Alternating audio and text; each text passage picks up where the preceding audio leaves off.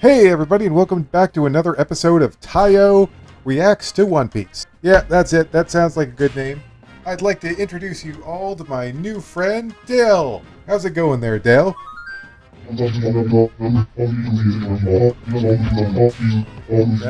Okay. Yeah, man. Okay, seriously, I'm just terrified now, because every robot I bring on here tries to kill me or something. It's ridiculous. So, Dell, do you like One Piece? Right.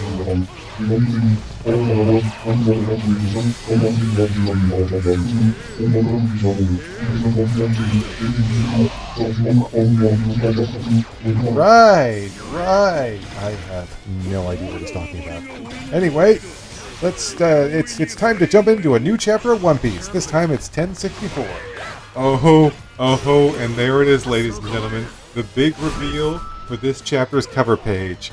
For chapter 1064, Egghead's Research Stratum, Jerma 66's Cold-Blooded Voyage, Volume 22, Kuzan and Augur of the Blackbeard Pirates. And looks like they're already on the ship. They already have Pudding in chains. They came and they did their job. Oh my gosh, the world of One Piece moves ever onward into some great battle.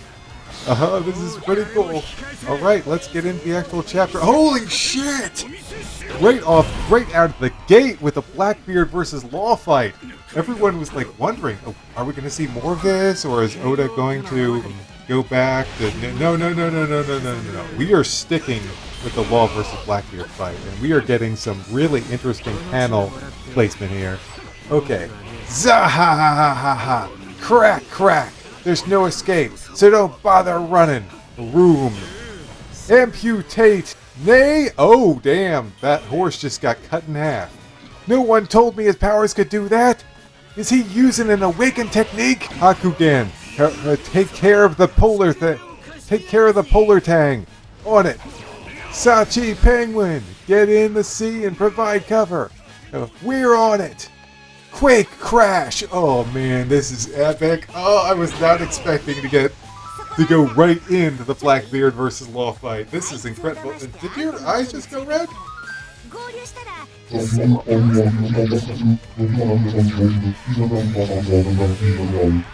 Anyway, this is pretty awesome stuff. So Quake Crash, everyone's screaming. Zahahaha! So this is the power of a Quake Man. The shockwaves are too intense. Arg! Don't die on me now! Stronger! Nay! You've always been such a good boy! Eat this! They're apple bombs! Take cover! Whoa! Oh damn! He's got some type of glowfish on his crew? Damn, I didn't know about this. We're finally getting to see Law's crew in action, and damn, they are much more impressive than I thought. I feel like a lot of One Piece fans are going to be surprised when they see this fight. But yeah, this guy shooting out of the water. Holy crap! They just destroyed the doctor. Or it looks like they hit him dead on. Boom. Pwah! It's a big mistake to underestimate us. When we grew up in the harsh, cold waters of the North Blue, you ain't got a chance against us in the sea battle. All we gotta do is sink your ship. John Bart, sniper at 3 o'clock. Protect the captain. Pay room. Shh. He's some bodyguard. Shock Will! The hell is this? Oh, damn! Look at this! All just fucking impaled. They're making the Blackbeard pirates look like a couple of chumps. I am super surprised with this battle so far. Here's the thing, though. I doubt it can last. Law's definitely strong. He didn't take down Big Mom. Even if he did get help, he didn't take down Big Mom for nothing. He's a legitimately strong character. And underestimating them was a big mistake Blackbeard made. But at the same time, as I stated before, this isn't over until it's over. And Blackbeard is no weakling either. So this battle is going to go into some interesting directions. But yeah, he does get hit by the shock whale, as did Big Mom. Which, I gotta be honest with you guys, I've never fully understood that attack. All Law says is that it won't, like, kill you, but it causes interesting reactions in your body. Like, it messes with your body. That's all we really know about it. I gotta be honest, I don't think Oda did a good job of showing us the effects on Big Mom. But let's see what happens to Blackbeard. Cough! This is what happens when you charge in half-cocked. Warp. Shall we return to the ship, Commodore? Don't be an idiot. We finish what we start. Zahaha. Blackbeard's here. Do all your officers have devil fruit powers? Zahaha. Must be a pretty raw deal hauling around so many anchors. They call them devil fruits for a reason. That weakness is well worth the trade-off. Wah! They're attacking from below! The bastards are trying to sink us! I love how, in the beginning, Blackbeard just was on a bunch of logs, really. It looked like something that Luffy would build. In fact, he did build a terrible log raft back on Amazon Lily. But I like that they've kept this aesthetic with the Blackbeard pirate ship. It looks like a regular ship that has logs attached to the sides. It's pretty funny.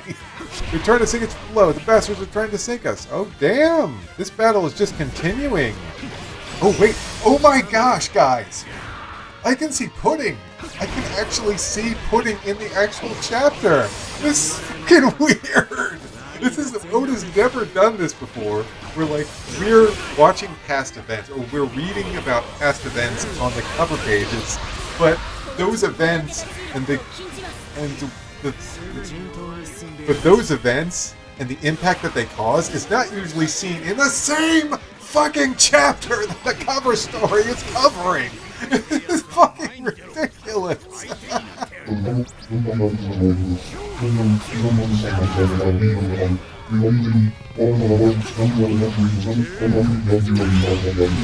Exactly, Dill, exactly. Who knew they were so strong underwater? I am legitimately impressed. I am sorry. I am very sorry for underestimating Law's crew. It just didn't feel like they did much of anything in Wano. I mean, they could have... Then again, now that I think about it though, the battles in Wano for the most part were not on the sea. They were on land. And it seems like the best fighters in Law's crew are adept at attacking underwater. So yeah, it makes sense that they wouldn't be of much use in the Onagishima fight. So yeah, I gotta hand it to Oda. He really made me underestimate it. Because, let's be clear here, other than Beppo and Law, we've never seen them do anything! Much of anything. At all. So it's really cool to see him in action and to show that they're not pushovers. They can hold their own in a legitimate fight. That's really cool. Who knew they were so strong underwater? We might be taking a pounding now, but they'll be history soon. The Commodore's the strongest around. Mama's gonna make you eat those words if she's still alive. New eras only happen when the old legends are torn down. You realize we're fighting our killer now, right? Big Mom Pirate, Charlotte Pudding. This is so bizarre. Anyone else think this is crazy bizarre? Is the story just moving at such a quick pace now that the cover pages actually can't keep up with where the current story is at? It's insane! It's just that Oda is just going really bizarre places that we've never seen him go. And I am fucking loving every second of it. One Piece is fun again. Wano was like, damn homework. Wano was like, oh, you're dragging me through the mud. But this is peak One Piece right here. Alright. Yeah, you realize we're fighting our killer right now, right? Okay, let's see. Oh, look at this. We've got a head-on collision of Law versus Blackbeard. Come on, Law. Come on, we're all rooting for you, Law. Come on, you got this, man. Secretly, I don't know if Law has this, but I'm gonna root for him anyway. Come on, Law, you got this. Whoa, what's this? We appear to be going away from this battle. Okay. Blackbeard and Trafalgar Law have made contact on Winter Island. Wait, there's an island, and its name is Winter Island. Huh. I don't think I've ever heard of Winter Island before, but okay. So, we're forced to wait again. Being Fleet Admiral is so damn frustrating. And, okay, now we're back to Egghead. This is so cool. We get to see a little bit of what's happening in the world outside the current arc at the same time as we're in an arc. That is very cool. And I'm willing to bet that this is becoming the norm. because Oda is going to have to move quickly if he wants to actually finish One Piece in 5 years. So he's quickening the pace, he's putting events possibly where they weren't intended to go originally, but it's working. I think it's working. It doesn't feel like it's forced, and I'm enjoying it. So meanwhile, on Egghead, the island of the future! Wow, the pacifista stopped as soon as we changed. That's good, but did you have to make me this old Bonnie? Oh my gosh! Age changes! They're all different ages now! Bonnie used her power to change their ages. So she's a little girl. Chopper's looks like an old reindeer. Luffy's an old man, which anyone else think kind of looks similar to the way he did back in Wano, where Kaido was like, "You're dying, man. This has got to be killing you." Right? It's like, maybe so. And like Luffy turned into an old man for like a split second there, and then he came back to it. But it's pretty cool. We keep seeing an old man Luffy for some reason. I don't know why. But yeah, it's pretty funny. You have to make us this old, Bonnie. I get how you feel, but it only looks like your dad. It's still Luffy talking. I get how you feel, but it only looks like your dad. If we can't take any of them out, we'll be in trouble. Have a heart, Luffy. I've never tried to do an old person Chopper voice. Like, what the? How do you even do that? Old person Chopper? That does not compute at all. Like, have a heart, Luffy. Sorry, Bonnie. Pacifists just bring up some bad memories for us. And I love that we're seeing. This is just such a fun chapter. I love. The last chapter we saw female law, and this chapter we get old Straw Hats. And this is just like, Oda's got to be having a blast writing this. Do you think we'd be seeing all this cool stuff in Wano? And I'm starting to think I'm going to trash the Wano arc for the rest of One Piece. I mean, don't get me wrong, it was fun for what it was, but I just love this so much more. Anyway, moving on. And now you're asking me to do a young Jinbei, like a little kid Jinbei voice. I can't do these voices, man. I can do regular Jinbei pretty good, but how am I supposed to? What kid Jinbei? Was that like? I can't do it. I can't. I'm just gonna do his regular voice. Like, Kuma may no longer be human, but that doesn't make it any easier for his daughter to come face to face with his doppelganger. Oh man, poor Luffy. He is age 70. A glimpse at a possible future. Can you turn me back? Nothing personal, Bonnie. But what I know about Kuma doesn't paint a pretty picture. He was a tyrannical king of Sorbet before he was deposed by the people and forced to become a pirate. When he was okay, is this still, I think this is Jinbei still talking. When he was eventually caught by the Navy, his ties to the revolutionaries came to light, and they gave him a life sentence. Vegapunk took an interest in him due to his physical prowess, so he was offered the opportunity to roam the seas again as a warlord, on the condition he become a specimen for body modification and cloning. Does that cover it? Okay, seriously though. Jinbei's asking a good question here. Does that cover it, Bonnie? That's what we know. That's what we've known for a while, or we could make the assumption for a while. But the question is, Bonnie, can you tell us the truth? What actually happened? Maybe he wasn't a bad king after all. But yeah, tell us the truth, Bonnie. I get why you choose to be a warlord dog and help them make their clone soldiers, but why would you... Oh, this is still Jinbei talking? But why would anyone knowingly agree to become a mindless cyborg? Anyone can see it's just as bad as a death sentence. True enough, still, I wonder which one of Tyrant Kuma's crimes earned him his life sentence. Daddy was no stinking tyrant, and he hated the government. He'd never submit to them. They must have forced him to accept the procedure somehow. A beam saber? That's awesome! Oh, I love it. Like, old man Luffy is saying, a beam saber? That's awesome! He must be in a scrapyard for Vegapunk's junk. This still works, though. He may call himself a scientist, but to me, he's just a murderer. Dad always used to say he was part of a very special race. But so what? Him being different doesn't justify forcing him to be a lab rat, and it sure as hell doesn't justify killing him. You said it! A special race? Okay, special race. Kuma was a special race? Okay, what's going on here? Analyzing possible ties to the Lunarians. Question, possible ties to the Lunarians? Could this be? But he lacks the wings to be a Lunarian. What is this? What is Kuma really? Yeah, I have no idea, Dale.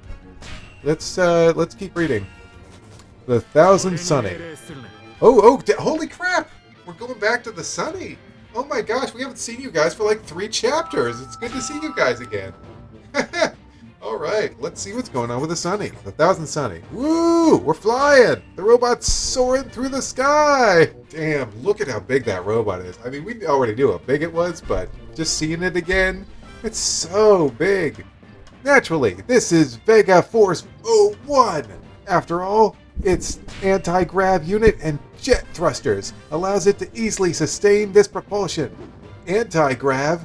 The island aircon is also needed to ensure a suitable climate one day. This will be possible anywhere. Wait. I gotta read that again.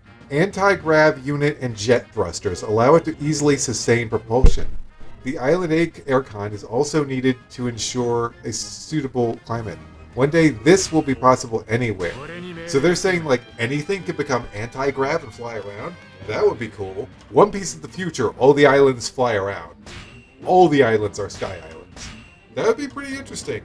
Though, now that I bring it up, it kind of makes me think of Xenoblade 2, to be specific.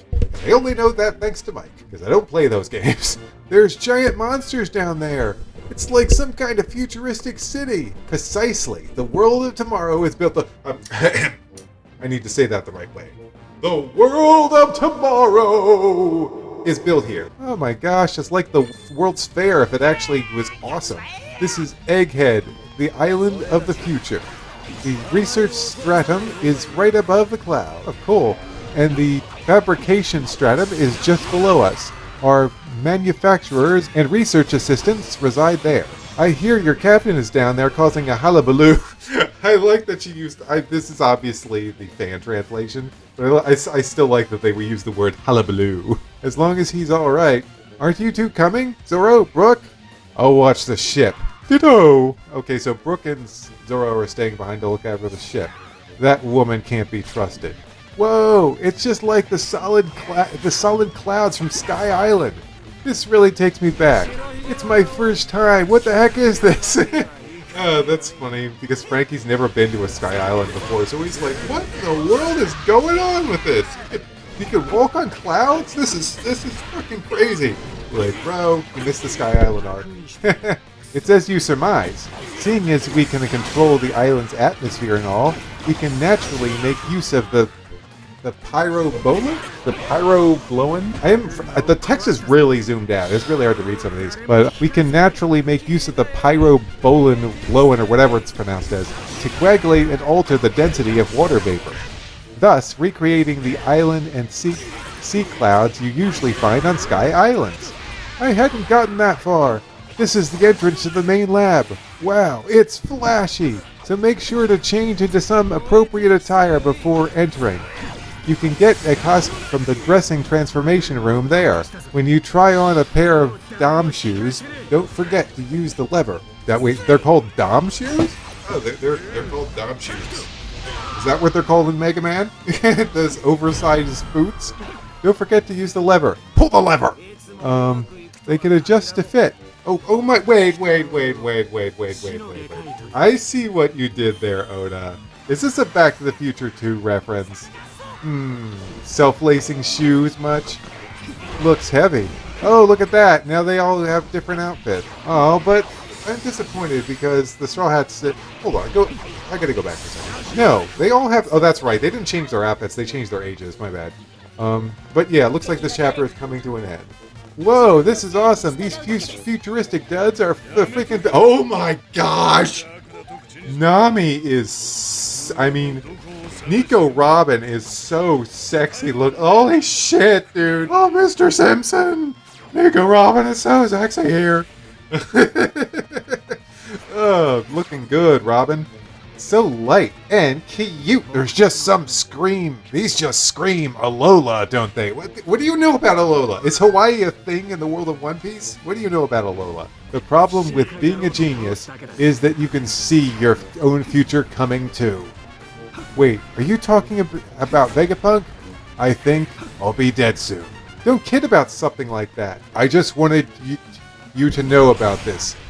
Dragon! Oh my gosh, Dragon! Okay, well that confirms a few things. It looks like Vegapunk and the revolutionaries maybe have been working together to some extent.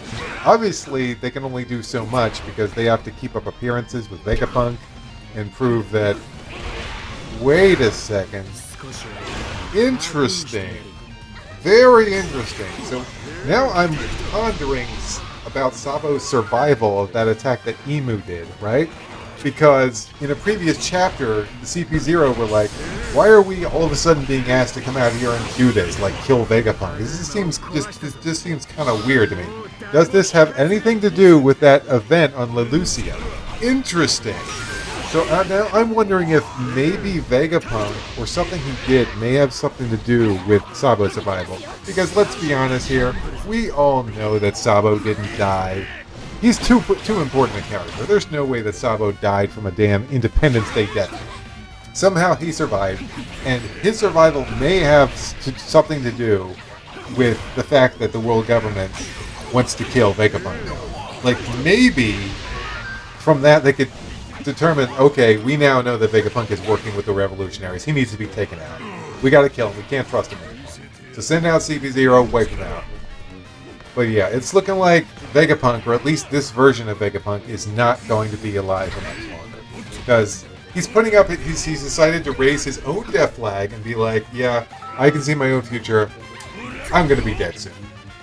I'll be dead soon. Don't kid about something like that. I just wanted you to know about this. Dragon. How are these two connected? Break next week. Okay, you heard it, people. My Hero Academia video comes from me next week. But, wow. That was a really fun chapter. Like, damn, I had a lot of fun with this chapter. Just, One Piece is so good. And there, to be honest, there were parts of Wano where it was like, oh, One Piece is so good. And then there'd be like a chapter later, I'm like, One Piece is not very good. But right now, I'm just intrigued by everything happening in the Egghead arc right now. It's just, everything is awesome. And, guys, have you noticed something? We got a nice, large part of the Egghead story. And we still got a rather large battle with, how many pages am I reading? This feels like 24 pages. Oda's going insane with the pages. The number of pages he's giving each week, or at least the content, he's just cramming it in. Great stuff. I will say, I am very pleased with the battle of Blackbeard versus Wallace Crew. It's just proving to be much more exciting than I thought, and I am very pleased that Wallace Crew are fighting back and are not just being rolled over and can't do anything. I do want to know what's up with Burgess this chapter, though. We don't see him in like a single chapter. I mean, we don't see him in a single panel, I think. Yeah, I mean, the doctor gets hit, Sniper does a few things, but yeah, it's for the most part, it's just those three, and we don't see Burgess at all. You think Burgess would just be rushing in to slaughtering them. But then again, I like that they're taking advantage of the water here. They're just underwater, and they're just striking at the Blackbeard pirates. Because that's pretty cool. Oh, you all have devil fruits. I gotta say, that's pretty interesting. Wouldn't it be a shame if you were dealing with pirates adept at underwater combat? Wouldn't that just be the worst for you? Pretty fun stuff.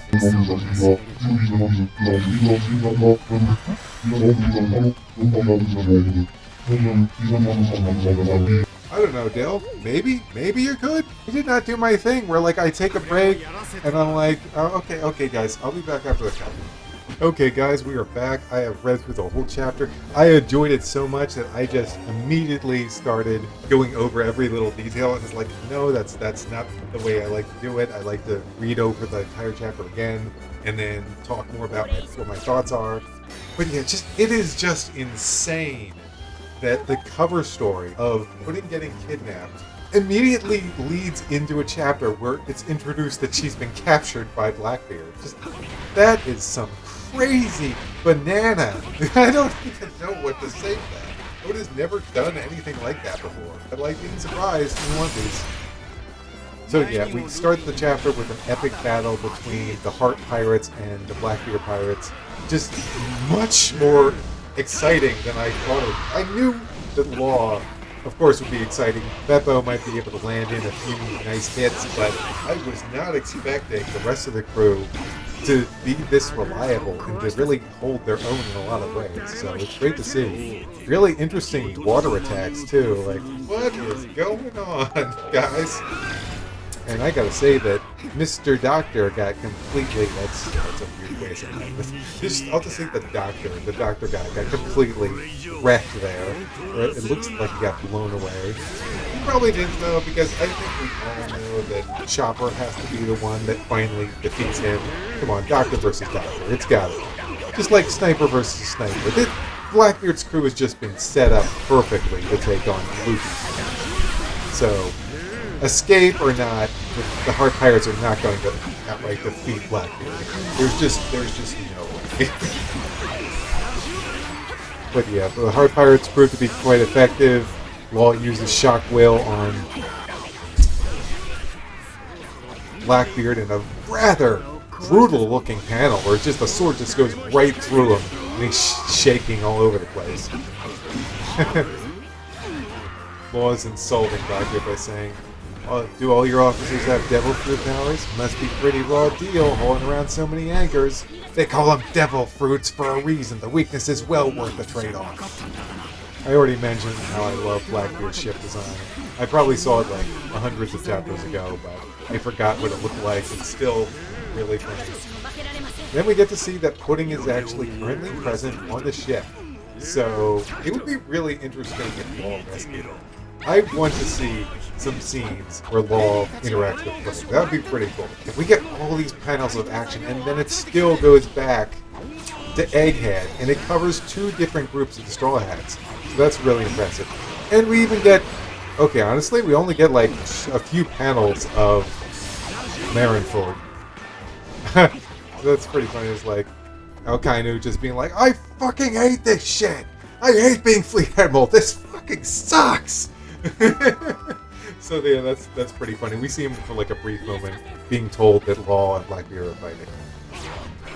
Then we go back to Egghead, where we get a really funny scene of seeing Straw Hats in different ages. Chopper and Luffy are old, Bonnie's young, and Jinbei is a little kid.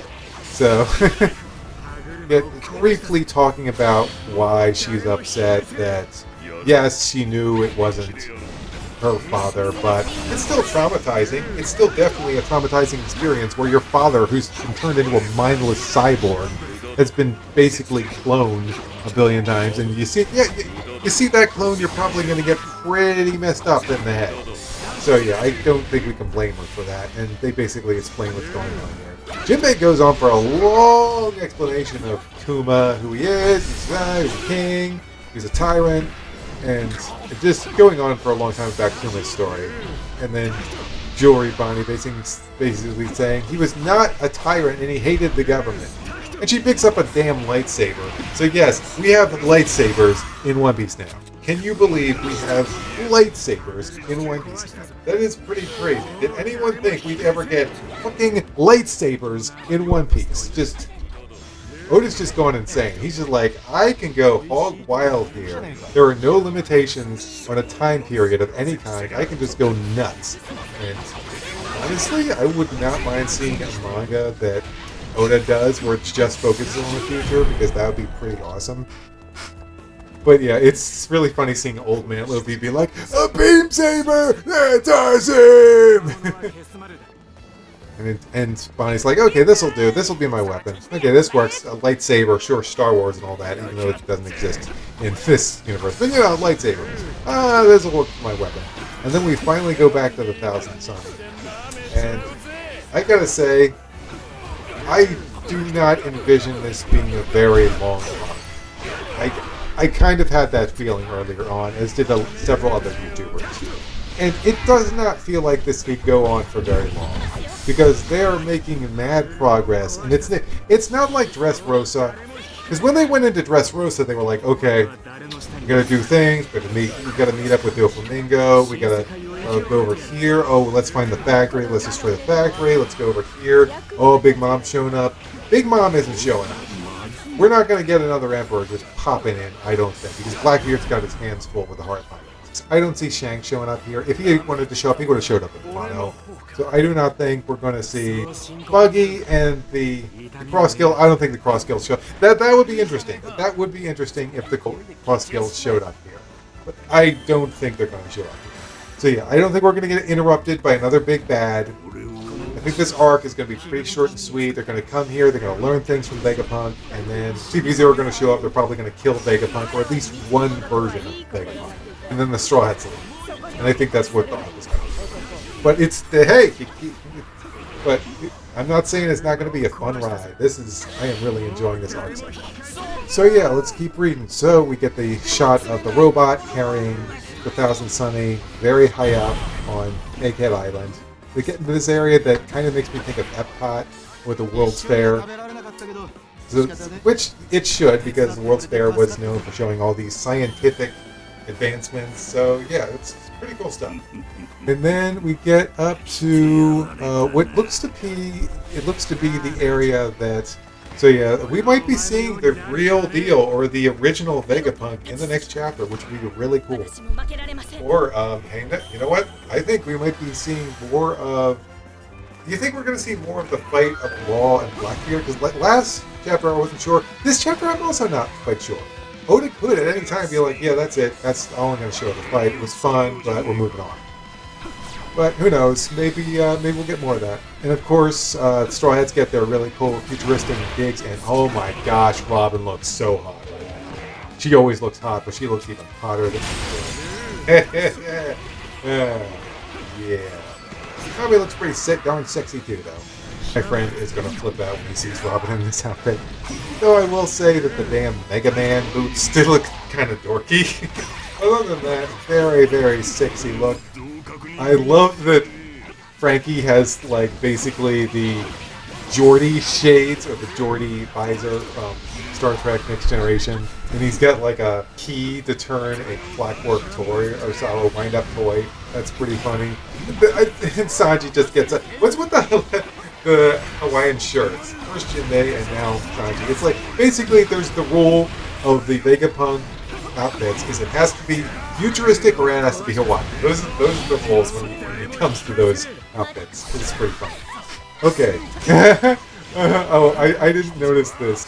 Okay, so I want to read these panels because I don't know if I read them, or I don't think I paid as much attention to them. So the 3 panels lowest on the page. Oh, wow, Nami Swan, you and Robin Chan look amazing! What cutting-edge fashion! You look real tough in that, Robin. Oh, she does. She kind of looks like a biker chick. This is pretty cool. You look really tough in that, Robin. Really? Freaking Robin. Robin has the best reactions in all of One Piece. No Straw Hats reactions beat Robin's. It's just like... And the funny thing is, they're usually just a very straight man type of humor. But it works, it works. And Frankie's like, how about me? You look freaky in anything. You're gonna make me blush. Oh, classic One Piece humor. And then the chapter ends with that big reveal of, I just wanted to know about this. I just wanted you to know about this, Dragon. I think I'll be dead soon. I just wanted you to know about this, Dragon. How are these two connected? I'll be dead soon. On break next week. So yeah, My Hero Academia videos return for me next week. I do get kind of sad because not too many people are watching these videos, but I will keep doing them each and every week because I enjoy doing it, and they do get a few views. So yeah, This was a really fun chapter, and I am so sorry, Dale. I've been going on, and I should ask your opinion. What do you think of the chapter?